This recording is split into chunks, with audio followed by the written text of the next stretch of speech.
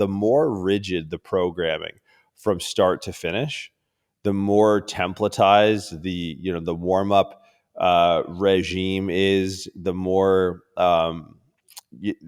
rigid the accessory movement is, and everything is, like you said, programmed down to the set and rep for 16 weeks. These are the people that step off the curb and fucking blow a quad tendon, right? It's just, you put them in pursuit of efficiency, you make them incapable of adapting, right? Because I always think that optimization and adaptation are actually on like a little bit of either side of a spectrum. Like when you hyper optimize, you make sensitive your ability to adapt. And maybe sensitive is the wrong word, right? Like if you think of like gross adaptations, like in nature that drive evolution, they're not necessarily hypersensitive, right? So the more you are hyper optimized, they're sort of like, this beak wins off in competition with this beak when it tries to get food. It's like, there's a winner and there's a loser, and someone dies and someone survives. In the pursuit of optimization, if you lose the ability to adapt, like in short order, in real time, you're putting that person at a high risk of really flying in the face of the goal, which is to be as consistent as possible. Now, being consistent as possible doesn't mean being this robot that does the same thing every single day, right? It means showing up and just and progressing in the non-linear fashion that defines progress at large, right? If anyone has done this for any meaningful length of time will tell you that progress isn't linear, because it can't be. But it's ebbing and flowing almost deliberately, and leaning into the downside of rigidity in your program, and allow for room to adapt and learn new movements, rather than just push for like the hyper optimal, super efficient, really, and I don't want to say really good technique, because obviously we want quote unquote good technique, but we want room to allow for error instead of failure. That's a fundamental underpinning to learning at large. But if we don't look at training through the lens of learning, and we just look at it as this like physical output endeavor, we really just look at failure as this inability to contract a muscle again, right? Where we need to keep open space in our program for every goal, where the goal isn't training the muscle. The goal is maybe training the movement or the nervous system, however you want to frame it. And when we change the frame shift away from the muscle, we change that breaking point, or that end point, from failure to error. And error is what we need to continue to learn. And there is a massive component to the success of every physical endeavor that's rooted solely in the ability to keep learning motor skills. So that's where I think like that play time, and one of my Trevor Cottrell, who's a close friend of mine, his PhD in sports science, probably one of the most underrated. He just doesn't do social media, but he said something really early in my career that stuck with me. And he's like, life periodizes for you.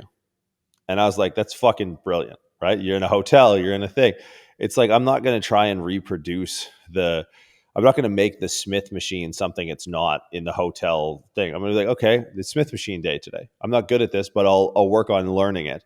And it's a mode of load management, but it's also a mode of introducing deliberate error correction, deliberate learning into your programming, which I think, regardless of the goal, is one of the main reasons I see goals not get achieved, is because they are being approached with too rigid a framework. Yeah, I really like that perspective. And if we look at training on the whole, even in a rehab setting, training, lifting weights, exercising is one of the safest things you could do.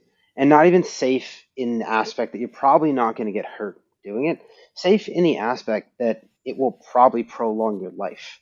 Like, you will probably live longer because you're doing this. So it's anti-injury, like, I don't know, It's anti-dangerous. but it's anti-dangerous. Yes, that's a good way to put it. Like, it's the opposite side of the spectrum. Like, and even if you get hurt doing something in the gym, and as long as that doesn't discourage you from getting back in the gym and training, you'll still be better off than had you never trained in the first place. So that's something to realize with this. And anyone who's sensible, which there's a lot of retards out there, and not everyone's sensible, so I know this might be a high barrier, but anyone who's sensible and understands exercise progression, if you work with someone consistently for a period of time, they're going to be better off for it than had they not. And there's levels to it, right? There's people that are going to, yes, their progress is going to plateau at a certain point. But if we look at the relativity of someone working out 3 times a week for 20 years versus them not doing that, even the worst trainers are going to have a positive impact on their clients. And I'm not saying to strive to be the worst, strive to be the best, of course, but strive to be as good as you can. But the bar's really low to have progress in so many things. And that's why the medical system is so fucked, because doing something is better than doing nothing in almost every single case, right? And really shit PTs still get paid out from insurance because people were going to get better at a set rate one way or another, right? Whether they did something or whether they did nothing. So the fact that you showed them how to use a foam roller and a TheraBand, maybe that accelerated their progress by 30%, even though a good PT might have accelerated by 75, 80%. But still, they're getting better 30% faster than they would had they done nothing. So it's a success, right? This is actually working. But the other side of that is exactly what you were saying and highlighting the difference between error and failure, right? In training, you don't learn from a perfect set. You just learn that, okay, I'll just do that again. But then once, and this is a lot of people as they start to train, is that they learn something, maybe they don't get much feedback, maybe, it is what it is. And I'm very much on the side of giving less feedback as opposed to more. I know there's a lot of coaches out there that'll take every opportunity to tell someone every single thing that could be better that they're doing. I don't think that's an effective way to coach someone. I think it should be more of a triage, is understanding, all right, temporally, what's happening first that needs to be intervened with, because after something goes wrong, everything else is now a compensation, right? Something has changed the trajectory for this movement. So if we clean this up, we don't have to worry about the next thing or the thing after that because they may not even happen anymore. Versus, and just also bombarding people with too much information is they're only going to be able to execute on maybe 0 of the things that you tell them. So if you tell them 4 different things and they're executing on 0, then they've done nothing to change. They're just confused now. But if you can focus on one thing and get them to fix that, and then kind of chip away, the problems get smaller as you go down the line.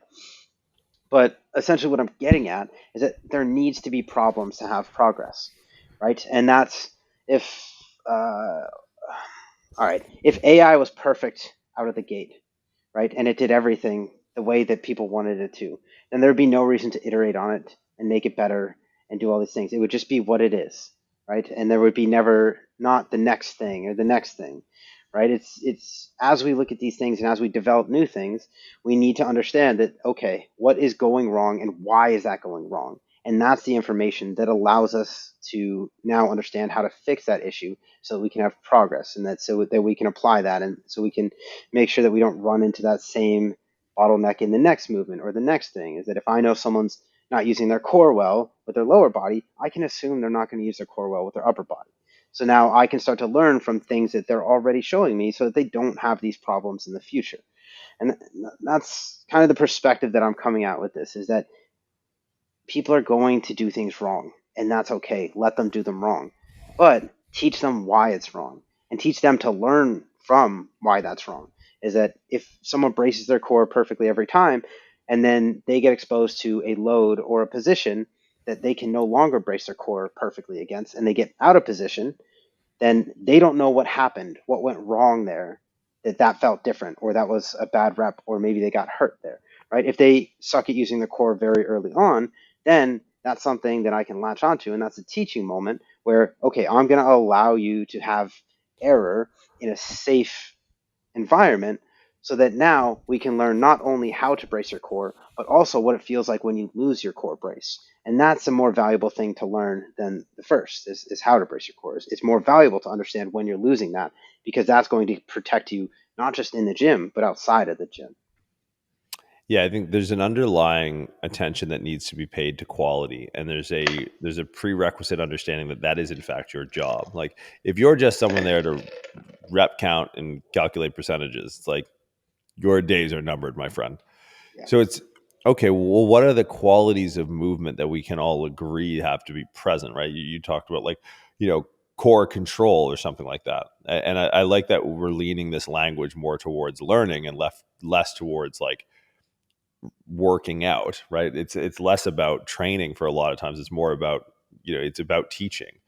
And I think when you approach it from that place of teaching and learning and imparting skills, the skill of exercise onto someone, you see the opportunities to learn or to expedite the learning process by start to laterally apply things. Like if someone has a core control issue in a particular exercise, there are, like you said, thousands of variants of every movement that will or could involve more or less core, right? So it's that core control that presents itself as an issue fundamentally in, let's say a squat or a hinge or something like that.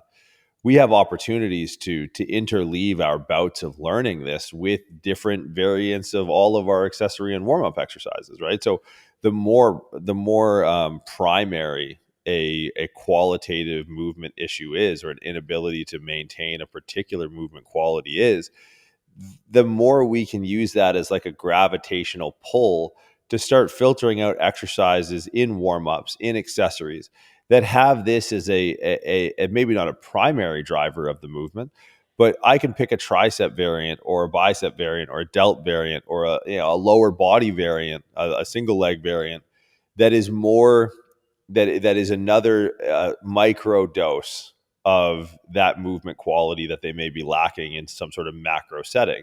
And then we can start tying them into the awareness of it, not just under the bar on the top set of back squats or whatever seems to be rearing its head as the issue due to a lack of core or pelvic control, however you want to refer to it, is we can now create a mindfulness of the environment or from the environment that they're in with every exercise they do. And I think the issue that a lot of people run into is they just look at exercises as muscle group and modality,